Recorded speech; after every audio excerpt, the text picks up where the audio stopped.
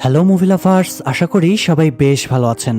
অনেকদিন ধরে আপনারা রিকোয়েস্ট করছেন মানি হাইস্টের মতো নতুন কোনো একটা সিরিজ এক্সপ্লেন করতে, আর তাই আজকে আমি নিয়ে এসেছি নেটফ্লিক্সের টপ রেটেড সিরিজ লুপিন, যেখানে আমরা একজন মাস্টারমাইন্ড চোরের কাহিনী শুনব, যে একজন সাধারণ ক্লিনার সেজে প্যারিসের বিখ্যাত লুভার মিউজিয়ামের হাইটেক সিকিউরিটিকে ফাঁকি দিয়ে সবার চোখের সামনে থেকে চুরি করে নেয় কয়েকশো কোটি টাকা দামের একটা নেকলেস। কিন্তু এই ঘটনা শুধু চুরিতেই থেমে থাকে না, বরং এই নেকলেসকে কেন্দ্র করে বেরিয়ে আসতে থাকে একের পর এক অজানা সত্য।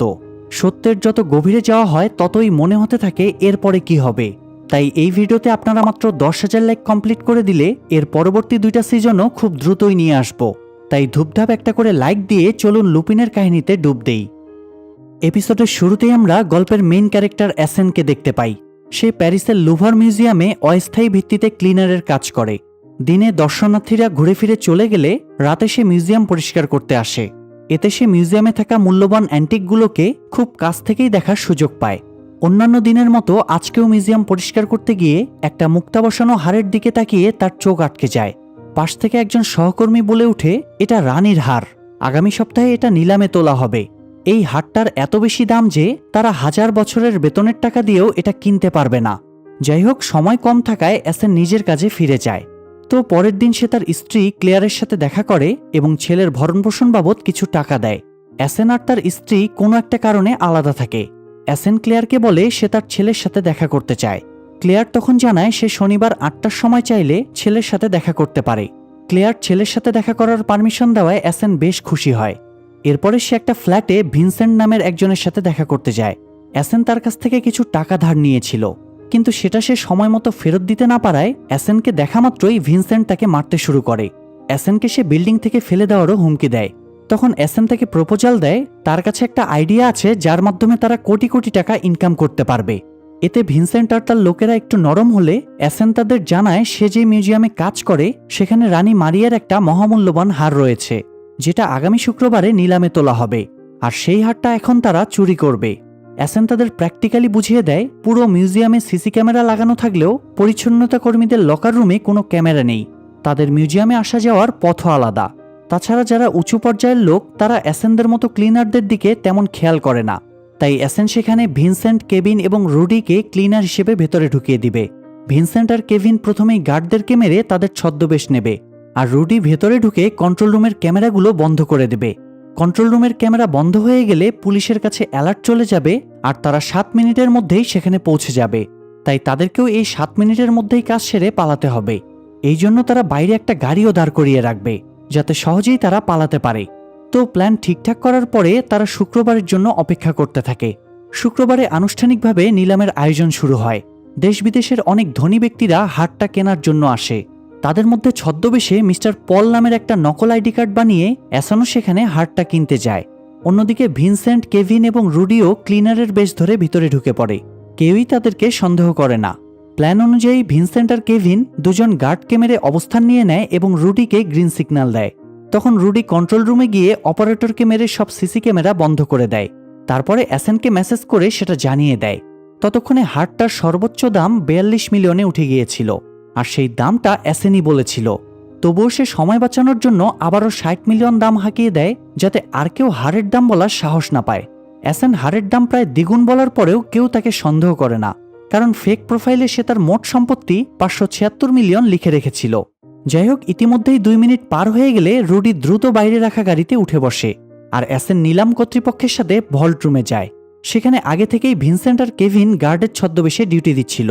নিলামকারী অ্যাসেনকে বলে পুরো পেমেন্ট করার পরেই সে হারটা পাবে। উত্তরে অ্যাসেন বলে সে পেমেন্ট করার আগে হারটা একবার হাতে নিয়ে দেখতে চায়, কেননা এটার পেছনে তো সে অনেক টাকা খরচ করছে। নিলামকারীও তাই ভল্টের লক খুলে অ্যাসেনকে হারটা দেখতে দেয়। অ্যাসেন হারটা হাতে নিতেই ভিনসেন্ট আর কেভিন তাদের উপরে ঝাঁপিয়ে পড়ে। তারা দুজনে অ্যাসেন সহ সেখানে উপস্থিত বাকি 2 অথরিটিকে হাত পা বেঁধে রেখে হারটা নিয়ে পালিয়ে যায়।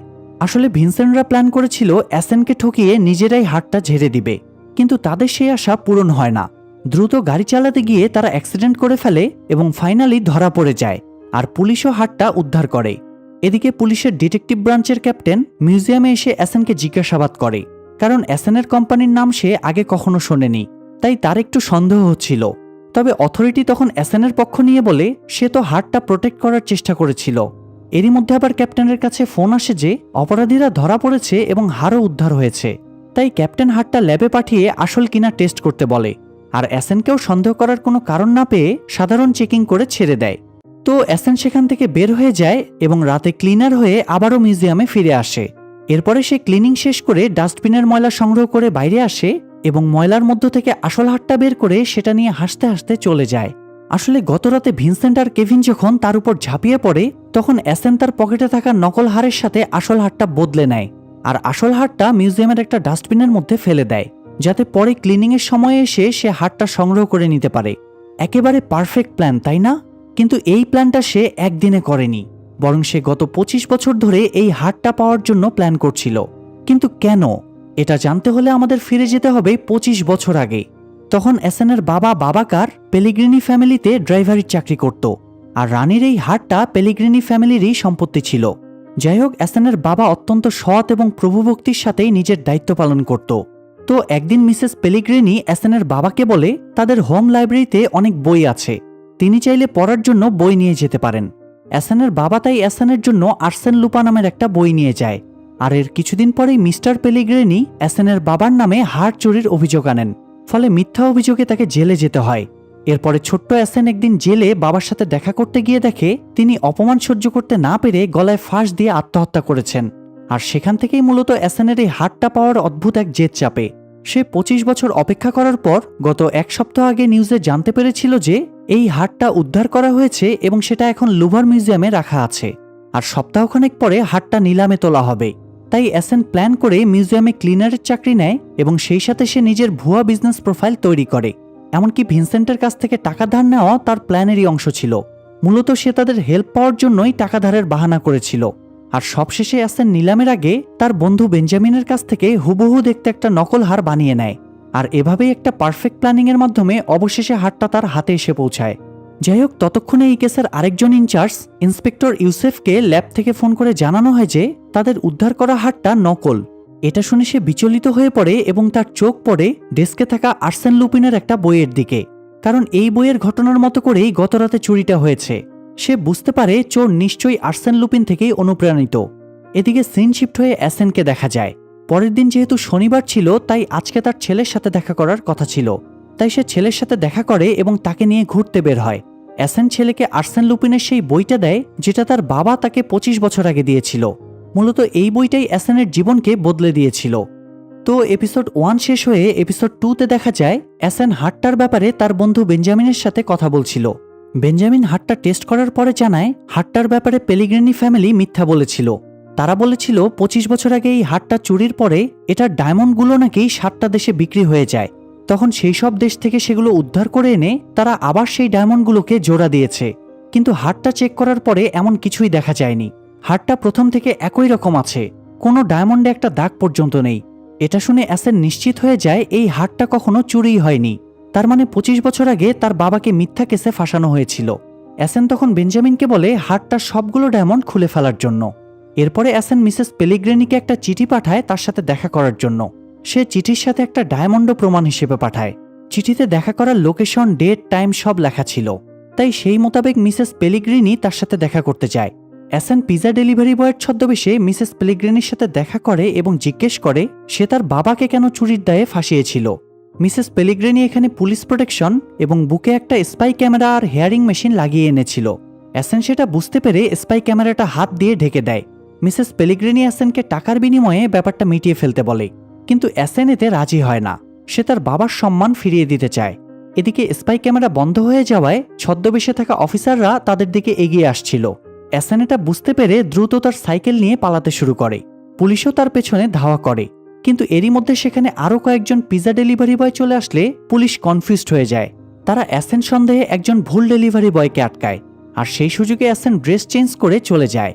আসলে মিসেস পেলিগ্রিনির সাথে দেখা করার আগে এখানকার লোকেশন দিয়ে অ্যাসেনই এইসব পিজাগুলো অর্ডার করেছিল, যাতে সে পালানোর সুযোগ পায়। একদম যেন মানি হেস্টের প্রফেসরের একটা ভাইব পাওয়া যাচ্ছে, তাই না? যাই হোক, অ্যাসেন বাড়ি ফিরে তার বাবার মৃত্যুর আগে জেল থেকে লেখা একটা চিঠি বের করে। চিঠিতে তার বাবা শেষ লাইনে লিখেছে আসল সত্যি লাইব্রেরিতে পাওয়া যাবে, কিন্তু তার বাবা লাইব্রেরি বানানটা ইচ্ছাকৃতভাবে ভুল লিখেছিল। আসলে উনি বানানের ব্যাপারে খুব সেন্সিটিভ ছিলেন, তাই অ্যাসেন বুঝে যায় এটা কোনো কোড ল্যাঙ্গুয়েজ। সে সারা রাত ধরে অ্যানালাইসিস করে একটা নাম বের করতে পারে, আর সেটা হলো ইটিএন কোমেট। এই লোকটা আগে একটা লাইব্রেরিতে কাজ করত, আর সে জেলে তার বাবার পাশের সেলেই থাকতো। লোকটা এখনো জেলেই আছে। হয়তো লোকটা এসএনের বাবার ব্যাপারে কিছু জানে, তাই এসএন তার সাথে দেখা করতে চায়। কিন্তু লোকটা অসুস্থ হওয়ায় সে দেখা করার সুযোগ পায় না। তবে এসএনও নাছোড়বান্দা, সে জেলের ভেতরে যাওয়ার সিদ্ধান্ত নেয়। মূলত রিসেন্টলি এসএনের মামাতো ভাই একটা কেসে জেলে গিয়েছিল। সে দেখতে একদম তার যমজ ভাইয়ের মতো। এসএন তাই তার সাথে দেখা করতে যায় এবং তার সাথে নিজেকে বদলে সে জেলের ভিতর চলে যায়। আর তার মামাতো ভাই এসএন সেজে বাইরে বেরিয়ে আসে। জেলে ঢুকে এসএন কোমেটের সেলে গিয়ে জানতে পারে সে এখানে নেই, সে জেলের হসপিটালে ভর্তি আছে। তাই এসএন বুদ্ধি করে জেলের দুজন কয়েদির সাথে গ্যাঞ্জাম পাকিয়ে দেয়, আর তারাও এসএনের পেটে ব্রাশ ঢুকিয়ে দেয়। ফলে এসএনকে তখন হাসপাতালে ভর্তি করা হয়। তো এই সুযোগে সে এবার কোমেটের সাথে দেখা করে এবং নিজের পরিচয় দেয়। কোমেট জানায় এসএনের বাবা তার কাছে একটা বই রেখেছিল, আর বলেছিল কেউ যদি তার খোঁজে এখানে আসে তাহলে কোমেট যেন তাকে বইটা দেয় এবং বলে যে সব উত্তর এই বইয়ের ভেতরেই আছে। এসএন তাই সেই রাতেই আবার গার্ডদের ঘুষ দিয়ে কোমেটের সেলে চলে যায় এবং আর্সেন লুপা সিরিজের আরেকটা বই সেখানে খুঁজে পায়। নিজের সেলে ফিরে এসে এসএন বইটা খুলে দেখে যে তার বাবা চা দিয়ে বইয়ের কিছু কিছু শব্দ মার্ক করে রেখেছে।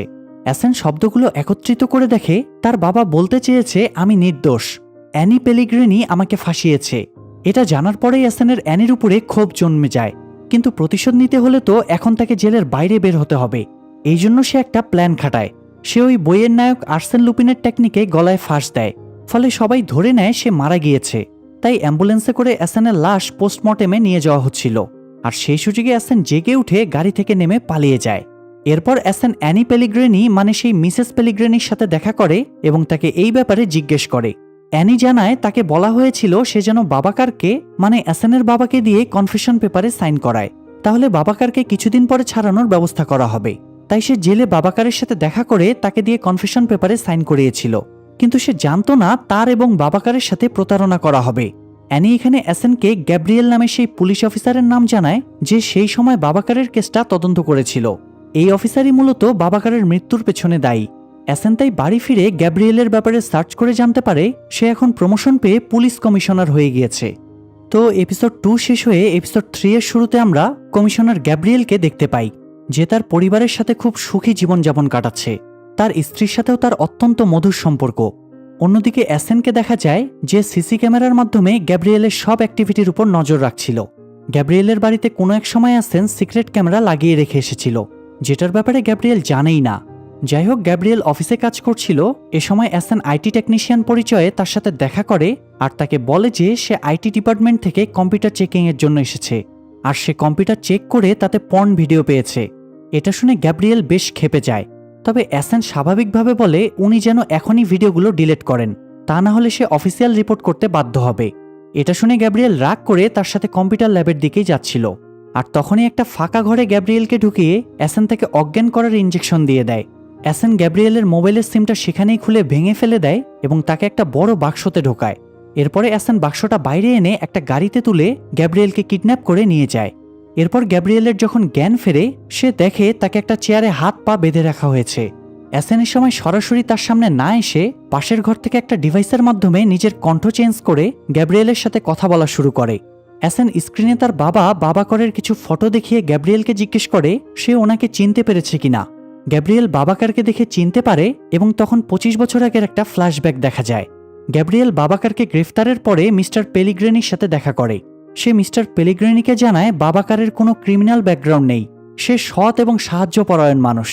তার মনে হয় না বাবাকার হারটা চুরি করেছে। গ্যাব্রিয়েল বরং মিস্টার পেলিগ্রিনির দিকে সন্দেহের তীর ছুড়ে দিয়ে বলে আপনি কিছুদিন আগেই ওই হারের ইন্স্যুরেন্সের টাকা বাড়িয়েছেন, তাই হারটা চুরি হওয়া মানে তো তাতে আপনারই বেশি লাভ। এরপর গ্যাব্রিয়েল সত্যিটা খুঁজে বের করবে জানিয়ে সেখান থেকে চলে যায়। তো সিন আবারও বর্তমানে ফিরে আসে। এসএন স্ক্রিনে তার বাবার তদন্ত, ময়নাতদন্ত এবং স্বীকারোক্তির রিপোর্টগুলো দেখায়, যার সবগুলোতে গ্যাব্রিয়েলের সাইন ছিল। এসএন তাকে জিজ্ঞেস করে সে তার বাবাকে মিথ্যা কেসে কেন ফাঁসালো। সে তো তদন্তে কোনো হারই খুঁজে পায়নি, তাহলে কিসের ভিত্তিতে তার বাবাকে শাস্তি দেওয়া হয়েছে, আর কেনই বা তার বাবাকে শাস্তি কম দেওয়ার নামে ওনার কাছ থেকে চুরির স্বীকারোক্তি আদায় করা হয়েছিল। গ্যাব্রিয়েল তখন কোনো কথার উত্তর দিতে না চাইলে এসএন তাকে তার ব্যাংক ডিটেলস এবং দুর্নীতির কিছু প্রমাণ দেখায়। তারপরে তাকে ব্ল্যাকমেইল করে বলে সে যদি সত্যি স্বীকার না করে তাহলে এসএন এগুলো তার স্ত্রীকে পাঠিয়ে দেবে। আসলে গ্যাব্রিয়েলের স্ত্রী তাকে আদর্শ সৎ নিষ্ঠাবান মানুষ হিসেবে জানত, এই জন্যই অ্যাসেন এই পথটা বেছে নেয়। তবে গ্যাব্রিয়েল তার কথাকে গুরুত্ব না দিলে অ্যাসেন সত্যিই গ্যাব্রিয়েলের স্ত্রীকে ফোন দেয়। স্ত্রীর কথা শুনতে পেয়ে গ্যাব্রিয়েল এবার বেশ ঘাবড়ে যায় এবং স্বীকার করে যে সে মূলত ঘুষের বিনিময়ে এই কাজটা করেছে। তবে সে নিজের বিলাসিতার জন্য এসব করেনি, তার ছেলেমেয়েদের ভবিষ্যতের কথা ভেবে এসব করতে বাধ্য হয়েছে। অন্যদিকে দেখা যায় ডিটেকটিভ ব্রাঞ্চের সেই ক্যাপ্টেন বাবাকারের সেই কেস ফাইলটা নিয়ে বসেছিল। ফাইলে কমিশনার গ্যাব্রিয়েলের নামও লেখা ছিল। এ সময় একজন সহকর্মী এসে জানায় কমিশনার কিডন্যাপ হয়েছে। কমিশনারের কিডন্যাপ হওয়ার ঘটনায় থানায় শোরগোল পড়ে যায়। তারা সিসি ক্যামেরা ফুটেজ চেক করে অ্যাসেনকে দেখতে পায়, কিন্তু ভিডিও ক্লিয়ার ছিল না বলে তাকে শনাক্ত করা যায় না। তারা কমিশনারের মোবাইলটাও বন্ধ পায়। তবে ইন্সপেক্টর ইউসেফ জানায় কমিশনারের মোবাইলে সিম ছাড়াও একটা আলাদা চিপ লাগানো আছে। তাই তারা দ্রুত সেই চিপটা ট্র্যাক করে এবং গ্যাব্রিয়েলের সেই মোবাইলটার লোকেশন জানতে পারে। এরপর সাথে সাথে সবাই তাকে উদ্ধার করতে বেরিয়ে পড়ে। অন্যদিকে দেখা যায় অ্যাসেন এআই দিয়ে গ্যাব্রিয়েলের ডিপ ফেস বানিয়ে তাকে পুরো সত্যটা বলার জন্য ব্ল্যাকমেল করে। অ্যাসেন তাকে হুমকি দেয় সে যদি আসল সত্যিটা স্বীকার না করে তাহলে তাকে হাউন আঙ্কেল পরিচয় দিয়ে বাংলাদেশে এই ভিডিওটা ভাইরাল করে দেবে। এটা শুনে গ্যাব্রিয়েল ঘাবড়ে যায় এবং বলে যে বাবাকারের কেসের ব্যাপারে তার শুধু এতটুকুই জানা ছিল। সে অ্যাসেনকে রিকোয়েস্ট করে তাকে ছেড়ে দেওয়ার জন্য। সেই সাথে সে প্রতিশ্রুতিও দেয় অ্যাসেনের ব্যাপারে সে কাউকেই কিছু বলবে না। অ্যাসেন তখন বলে যদিও পুলিশের উপর বিশ্বাস করা ঠিক না, তবুও আমি তোমাকে বিশ্বাস করে ছেড়ে দিচ্ছি হাউন আঙ্কেল। যাই হোক, এদিকে পুলিশ অফিসাররা ট্র্যাক করা লোকেশনে গিয়ে সেই বাক্সটা খুঁজে পায়। তারা বাক্সটা খুলে দেখে সেখানে শুধু কমিশনারের মোবাইলটাই আছে। তারা তখন গাড়ির ড্রাইভারকে ধরলে ড্রাইভার জানায় তাকে উবারে বুক করা হয়েছিল। সে কিডন্যাপের ব্যাপারে কিছুই জানে না, তাকে শুধু বলা হয়েছিল সিটি হল থেকে কিছু জিনিস নিয়ে আসতে হবে। এটা শুনে ইউসেফ বলে কমিশনারকে কিডন্যাপ করে নিশ্চয়ই সিটি হলেই রাখা হয়েছে, কারণ এটাই হলো আর্সেন লুপিনের টেকনিক। সে সবার মনোযোগ অন্যদিকে সরিয়ে দিয়ে একদম সবার নাগালের মধ্যেই নিজের কাজ সেরে কেটে পড়ে। ইউসেফ তাই ফোর্স নিয়ে সিটি হলে পৌঁছায়, আর তার ঠিক কয়েক সেকেন্ড আগেই অ্যাসেন সেখান থেকে বেরিয়ে যায়। তবে সিটি হলে ঢুকে কমিশনার গ্যাব্রিয়েলকে তারা সহি সালামতে উদ্ধার করে। পরের সিনে দেখা যায় ক্যাপ্টেন অফিসার সোফিয়ার সাথে কথা বলতে বলতে ব্যুরোতে ঢুকছিল। তারা এটা ভেবে পাচ্ছিল না কমিশনারকে 4 ঘন্টা আটকে রাখার পরেও সে কেন কিডন্যাপের ব্যাপারে কোনো তথ্য দিতে পারছে না। তাছাড়া কিডন্যাপাররা তার কাছে কোনো কিছু দাবিও করেনি, তাই ব্যাপারটা তাদের কাছে অস্বাভাবিক লাগছিল। এ সময় ইউসেফ ক্যাপ্টেনকে ডেকে বলে সে একটা ক্লু পেয়েছে। সে জানায় হারের নিলামের দিন মিস্টার পল পরিচয়ে যে ব্যক্তি চুরি করেছিল সে আর কমিশনারকে অপহরণকারী ব্যক্তি মূলত একজনই। সেই সাথে সে এটাও বলে 25 বছর আগে যখন হারটা প্রথমবার হারিয়ে যায় সেই কেসের ইনচার্জও গ্যাব্রিয়েল ছিল। তাই সেই ঘটনার সাথে লাস্ট কিছুদিনের ঘটে যাওয়া ব্যাপারগুলো পুরোপুরি কানেক্টেড। অন্যদিকে তখন কমিশনার গ্যাব্রিয়েলকে দেখা যায় সে বাড়ি ফিরে সব স্পাই ক্যামেরাগুলো খুঁজে খুঁজে ডিস্ট্রয় করে দেয়। তারপরে সে গোসল করতে ঢুকলে সে সময় 25 বছর আগে একটা ফ্ল্যাশব্যাক সিন দেখা যায়। মূলত মিস্টার পেলিগ্রিনি গ্যাব্রিয়েলকে থ্রেট এবং প্রলোভন দেখিয়ে বাবাকারকে ফাঁসাতে বাধ্য করেছিল, কিন্তু সে জানতো না বাবাকার এই কারণে সুইসাইড করে নেবে। এত বছর পরেও ঘটনাটা নিয়ে সে বেশ অনুতপ্ত ফিল করছিল। গোসল শেষ করে বেরিয়ে এসে সে মিস্টার পেলিগ্রিনিকে ফোন দিয়ে বলে বাবাকারের ব্যাপারে আপনার সাথে জরুরি কথা আছে, মাঠে একজন নতুন খেলোয়াড় এসে গিয়েছে। এই বলে সে ফোনটা কেটে দেয়। এ সময় গ্যাব্রিয়েলের স্ত্রী বাড়িতে ফিরে আসে এবং তাকে অক্ষত দেখে আনন্দে জড়িয়ে ধরে। তখন হঠাৎ টেবিলে রাখা স্পিকারটা বেজে ওঠে। ফোনে এইমাত্র গ্যাব্রিয়েল আর মিস্টার পেলিগ্রিনির মাঝে যে কথাবার্তা হলো সেগুলোই স্পিকারে বাজতে শুরু করে। কথাগুলো স্ত্রীর কাছ থেকে লুকাতে গ্যাব্রিয়েল দ্রুত স্পিকারটা মেঝেতে আছড়ে ভেঙে ফেলে। এখানে তখন সিন শিফট হয়ে অ্যাসেনকে দেখা যায়। এই স্পিকারটা মূলত সেই এখানে রেখে গিয়েছিল, আর এটার মাধ্যমে সে গ্যাব্রিয়েল আর মিস্টার পেলিগ্রিনির ফোন আলাপ শুনে ফেলে এবং রেকর্ড করে। তো অ্যাসেনের একটা রহস্যময় হাসি দিয়ে এপিসোড 3 এখানেই শেষ হয়ে যায়। এপিসোড 4 এর শুরুতে দেখা যায় অ্যাসেন একটা রিমোট কন্ট্রোল ড্রোন মিস্টার পেলিগ্রিনির বাড়ির ভেতর পাঠিয়ে দেয়, যাতে সে ভেতরে কেমন কি আছে সেটা জানতে পারে। একসময় ড্রোনটা মিস্টার পেলিগ্রিনির হোম অফিস রুমে ঢুকে যায়। পুরো অফিস লেজার লাইটের মাধ্যমে সিকিউর করে রাখা ছিল, তাই সে খুব সাবধানে ড্রোনটা অফিসে ঢোকায়। ড্রোন ফুটেজে বেশ কিছু ডকুমেন্টসের ফটো তুলে নেয় সে, কিন্তু ড্রোনটা ফিরিয়ে আনার সময় একটা লেজার লাইটে টাচ করে যায়। ফলে অ্যালার্ম বেজে উঠে আর মিস্টার পেলিগ্রিনি সহ সব গার্ডরা অ্যালার্ট হয়ে যায়। গার্ডরা ড্রোনটা ধরার জন্য উঠে পড়ে লাগে এবং এক পর্যায়ে সেটা দেয়ালের সাথে ধাক্কা খেয়ে পড়ে যায়। মিস্টার পেলিগ্রিনি তখন ড্রোনের মধ্যে একটা চিরকুট পায়, যেটাতে লেখা ছিল আমি তোমাকে ছাড়ব না। তো পরের দিন সকালে কমিশনার গ্যাব্রিয়েল ব্রেকফাস্ট করছিল। তখন অ্যাসেন তার সামনে গিয়ে বসে। গ্যাব্রিয়েল তাকে দেখে বিরক্ত হয়ে যায়। অ্যাসেন তাকে আবারও ব্ল্যাকমেল করে। তখন সে রেগে বলে সে অ্যাসেনকে হেল্প করবে, কিন্তু শর্ত একটাই, অ্যাসেন যেন তাকে বিরক্ত করা বন্ধ করে। অ্যাসেন তার কথা মেনে নিলে গ্যাব্রিয়েল বলে ফ্যাবিয়ান নামের একজন সাংবাদিক আছে, সে মিস্টার পেলিগ্রেনিকে নিয়ে ইনভেস্টিগেশন করেছিল আর তার কুকীর্তিগুলো প্রায় ফাঁস করেই ফেলেছিল, কিন্তু শেষ মুহূর্তে মিস্টার পেলিগ্রেনি তাকে চারদিক থেকে চাপ দিয়ে থামিয়ে দেয় এবং তার সাংবাদিক ক্যারিয়ারও নষ্ট করে দেয়। তাই অ্যাসেন যেন এখন তার সাথে দেখা করে, কারণ সেই কেবল অ্যাসেনকে সাহায্য করতে পারবে। অ্যাসেন তাই বাড়িতে ফিরে অনলাইনে ওই সাংবাদিকের ব্যাপারে ঘাটাঘাটি করে। তারপরে সে ফ্যাবিয়ানের সাথে দেখা করতে যায় এবং মিস্টার পেলিগ্রেনিকে ধ্বংস করার জন্য হেল্প চায়, কিন্তু ফ্যাবিয়ান তাকে না করে দেয়, কারণ অলরেডি মিস্টার পেলিগ্রেনি তাকে এমনভাবে ফাঁসিয়েছে যে তার বাইরে মুখ দেখানোর কোনো উপায় পর্যন্ত নেই। এখন কোর্ট কাছারি আর উকিলদের পিছনে দৌড়াতেই তার জীবন শেষ। তখন অ্যাসেন তাকে বলে এক্ষেত্রে তার এবং ফ্যাবিয়ানের শত্রু একই জন। অ্যাসেন তার বাবার ঘটনাটাও তাকে খুলে বলে, তবুও ফ্যাবিয়ান অ্যাসেনকে শূন্য হাতেই ফিরিয়ে দেয়। এরপর পরের দিন অ্যাসেন যখন কাজ সেরে বাড়ি ফিরছিল, তখন ফ্যাবিয়ান নিজেই তার সাথে দেখা করতে আসে। ফ্যাবিয়ান বলে মিস্টার পেলিগ্রেনি তার জীবনে সবচেয়ে গুরুত্বপূর্ণ জিনিসটাই কেড়ে নিয়েছে, আর সেটা হলো তার ক্যারিয়ার। তাই তার কাছে হারানোর মতো আর কিছুই নেই। এই জন্য সে অ্যাসেনকে হেল্প করতে রাজি হয়ে যায়। এরপরে ফ্যাবিয়ান অ্যাসেনকে তার বাড়িতে নিয়ে যায় এবং মিস্টার পেলিগ্রেনির উপরে প্রতিশোধ নেওয়ার প্ল্যান করতে থাকে। অ্যাসেন বলে যে তার এমন কোনো প্রমাণ চাই যেটা দিয়ে সে মিস্টার পেলিগ্রেনির মাথা ঘুরিয়ে দিতে পারবে। উত্তরে ফ্যাবিয়ান বলে তার কাছে ঠিক এরকমই একটা প্রমাণ আছে। এদিকে পুলিশ ব্যুরোতে দেখা যায় কমিশনারকে কিডন্যাপের দিনে সিসিটিভি ফুটেজ থেকে পুলিশ অ্যাসেনের যে ফটো পেয়েছিল সেটা দিয়ে সফটওয়্যারের মাধ্যমে তারা স্কেচ বানানোর চেষ্টা করছিল। সফটওয়্যারে অ্যাসেনের 4টি আলাদা আলাদা ফেস অ্যানালাইসিস হচ্ছিল। অন্যদিকে দেখা যায় ফেবিয়ান অ্যাসেনকে দ্য অবজেক্টর পত্রিকার অফিসের সামনে নিয়ে যায়, যেখানে সে আগে সাংবাদিক হিসেবে কাজ করত। সে অ্যাসেনকে বলে 3 তলার লাস্ট রুমে একটা স্টোরেজ রুম আছে, যেখানে কিনা একটা বক্স আছে। সেই বক্সের উপরে স্পোর্টস 1980 লেখা আছে। বক্সের ভেতরে সবুজ রঙের একটা ভিডিও ক্যাসেট আছে। অ্যাসেন যেন সাংবাদিক পরিচয় দিয়ে ভেতরে ঢুকে এবং সেই ক্যাসেটটা খুঁজে নিয়ে আসে। আসলে ফেবিয়ান নিজে এই অফিসে ঢুকতে পারবে না, কারণ তাকে এই অফিসে আজীবনের জন্য নিষিদ্ধ করা হয়েছে। এই জন্য অ্যাসেনকেই এই কাজটা করতে হবে। তাই অ্যাসেন ভিতরে ঢুকতেই ফেবিয়ান গার্ডকে একটা মিথ্যা কল করে। সে গার্ডকে বলে, আমি তদন্ত বিভাগের নাথালি বলছি। একজন ইনফর্মার এইমাত্র একটা গুরুত্বপূর্ণ ফাইল হাতে ঢুকবে, তাকে সোজা 3 তলায় আমার অফিস রুমে পাঠিয়ে দেবে। গার্ড কথাটা বিশ্বাস করে অ্যাসেনকে ঢোকার সুযোগ করে দেয়, আর অ্যাসেন খুব সহজেই ভিডিও ক্যাসেটটা নিয়ে ফিরে আসে।